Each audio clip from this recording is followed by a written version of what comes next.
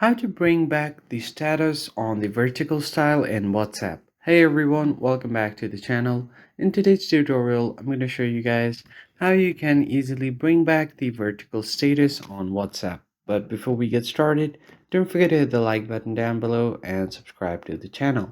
Now let us jump right into the video. The very first thing you need to do is open up your WhatsApp and make sure that you are logged into your account. Now to access your status section, you just want to head over to the update tab on the bottom side of your screen. And as you can see, the WhatsApp status right here is on the horizontal line. So if you want it vertically, then what you'll have to do is check if you have followed or joined any channels. So as you can see here, I have a few channels that I've joined. So I'm just going to tap on the channel, and what you're going to do is just unfollow the channel. To just tap on unfollow, go back and do the same and leave all of the channels that you have.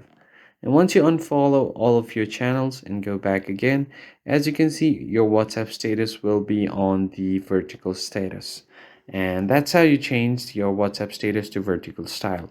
I hope you found the tutorial helpful. I'll catch you guys on the next one.